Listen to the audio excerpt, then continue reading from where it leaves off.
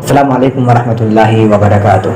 دوستو، آج کے اس ویڈیو کے اندر ہم ان باتوں کا تذکرہ کریں گے کہ نبی صلی اللہ علیہ وسلم اور آپ کے ساتھیوں کو کس طرح انہوں نے ستایا تھا۔ اس کی لمبی داستان ہے، انشاءاللہ العزیز آگے کی ویڈیو میں بھی ان تمام چیزوں کا تذکرہ کیا جائے گا۔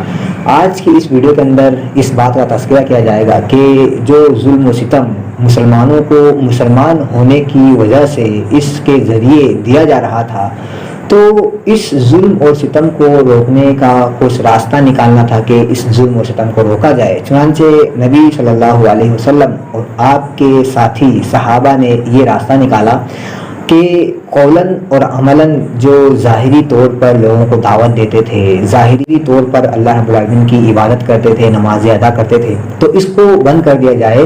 اب اس کو پس پردہ چھپ کر ان کام کو انجام دیا جائے جہاں پر مشرکین مکہ نہ دیکھ سکے۔ چنانچہ یہ فکس ہوا، کیونکہ وجہ کیا تھی کہ اس کام کو چھپ کر کیا جائے، اس وجہ سے کہ ابھی مسلمانوں کی تعداد بہت کم تھی اور بار بار ان مشرکین نے نبی صلی اللہ علیہ وسلم کو اور آپ کے ساتھیوں کو تکلیفیں اس طرح سے دی تھی کہ ہو سکتا تھا کہ کہیں تصادم ہو جائے، لڑائی ہو جائے، اور یہ لڑائی اگر بار بار ہو جائے تو ہو سکتا تھا کہ یہ مشرکین جو ابھی تعداد میں بہت زیادہ تھے، نبی صلی اللہ علیہ وسلم کے ساتھی، نبی صلی اللہ علیہ وسلم اور آپ کے ساتھیوں کے اس مشن کو ختم کر دیں۔ چنانچہ ایک مرتبہ ایسا ہوا بھی تھا کہ نبی صلی اللہ علیہ وسلم اور آپ کے صحابہ ایک جگہ پر نمازیں پڑھ رہے تھے، تو مشرکین نے نبی صلی اللہ علیہ وسلم اور آپ کے صحابہ کو دیکھا تو گالی گلوچ کرنے لگے۔ تو سعد بن ابی وقاص غصے میں ایک انسان کو گدا مارا، ایک انسان کو گھوسا مارا، تو اس سے خون بہہ پڑا تھا۔ یعنی اگر اس طرح کے واقعات اگر بار بار ہو جائے تو ہو سکتا تھا کہ مشرکین اور مسلمانوں کے درمیان تصادم ہو جائے، لڑائی ہو جائے، اور یہ کام جو مشن لے کر نبی علیہ الصلوۃ والسلام آئے تھے، اس مشن کے اندر لوگوں کو، صحابہ کرام کو، نبی صلی اللہ علیہ وسلم کو پریشانیوں کا سامنا کرنا پڑے۔ اس وجہ سے اس کام کو پس پردہ کر دیا گیا، چھپ چھپا کر لوگوں کو اسلام کی دعوت دینے لگے۔ اور صحابہ کرام کسی ایسی جگہ کی اب تلاش میں تھے، کسی ایسی جگہ، اب صحابہ کرام اور نبی علیہ الصلوۃ والسلام کو ایسی جگہ کی درکار تھی کہ جہاں پر نبی علیہ الصلوۃ والسلام اور آپ کے صحابہ جمع ہو کر اللہ رب العالمین کے دین کو سمجھے اور اللہ رب العالمین کی عبادت کریں۔ چنانچہ ارقم بن ابی الارقم جو مسلمان ہو گئے تھے، ان کا گھر جو مکہ کی عام آبادی سے کچھ دور ذرا شہر سے تھا، یہ صفا پہاڑی کی اس وادی میں تھا۔ چنانچہ نبی صلی اللہ علیہ وسلم نے اسی گھر کو مرکز بنایا، لوگوں کو اللہ رب العالمین کی چھپ چھپا کر اسی گھر میں دعوت دیا کرتے تھے۔ صحابہ کرام اس گھر کے اندر اللہ رب العالمین کی عبادت کیا کرتے تھے۔ تو یہ اسلام کا پہلا مرکز تھا جہاں پر چھپ چھپا کر لوگوں کو اسلام کی تعلیمات سکھلایا جاتا تھا۔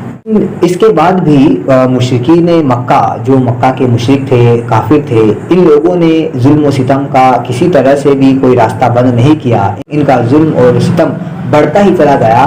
جو کمزور مسلمان تھے، جو غلام تھے، یہ لوگ ان پر بڑا سختی سے ظلم و ستم ڈھایا کرتے تھے۔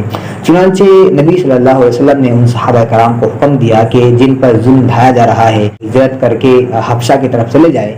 یہ حبشہ، اس حبشہ کے بادشاہ نجاشی کے بارے میں نبی صلی اللہ علیہ وسلم نے سنا تھا کہ یہ وہ بادشاہ ہے کہ اس کے حکومت میں کسی کے اوپر ظلم نہیں کیا جاتا ہے۔ تو نبی علیہ الصلوۃ والسلام نے صحابہ کرام کو حکم دیا کہ اگر کوئی شخص جانا چاہے تو ہجرت کر کے نجاشی کے اس حکومت میں جا سکتے ہو، حبشہ جا سکتے ہو۔ چنانچہ پہلی اس ہجرت کے اندر، یعنی جو چھوٹی سی ٹکڑی تھی، اس میں 12 مرد اور 4 عورتیں تھیں۔ ان کے امیر عثمان بن عفان رضی اللہ عنہ تھے۔ یہ ایک چھوٹی سی ٹکڑی نکلتی ہے اور راتوں رات نکل کر یہ ساحل سمندر پر پہنچتی ہے، اور پھر وہاں پر جب پہنچتی ہے، یعنی ہجرت کرنے کے لیے، تو وہاں پر اچانک میں 2 تجارتی جہاز تھے۔ ان میں تجارتی جہاز میں بیٹھ کر یہ قافلہ، یہ چھوٹی سی ٹکڑی نبی صلی اللہ علیہ وسلم کے حکم سے ہجرت کر کے حبشہ کی طرف روانہ ہو جاتی ہے۔ مشرکین کو جب پتہ چلا تو بڑے برہم ہوئے، غصہ ہوئے، اور ان صحابہ کرام کی تلاش میں نکلے۔ تو یہ صحابہ کرام جو ٹکڑی نکلی تھی، یہ ٹکڑی پہلے ہی ان کے ہاتھ سے نکل چکی تھی اور یہ دور جا چکی تھی اور یہ حبشہ پہنچ چکی تھی۔ تو ان کمزور مسلمانوں نے اور نبی علیہ السلام نے یہ وہ راستہ اختیار کیا کہ جس کے ذریعے کچھ حد تک مشرکین مکہ کے ظلم و ستم کو روکا جا سکتا تھا۔ چنانچہ یہ چھوٹی سی جو ٹکڑی تھی یہ ہجرت کر کے جب حبشہ پہنچتی ہے تو وہاں پر بڑی چین اور سکون کا سانس لیتی ہے اور وہاں پر بالکل آرام سے اللہ رب العالمین کی عبادت کرتی ہے۔ انشاءاللہ العزیز اس کا تذکرہ کیا جائے گا کہ کس طرح ان لوگوں نے پریشان کیا اور پریشان اور ظلم و ستم ان کا کس طرح بڑھ گیا تھا۔ السلام علیکم ورحمۃ اللہ وبرکاتہ۔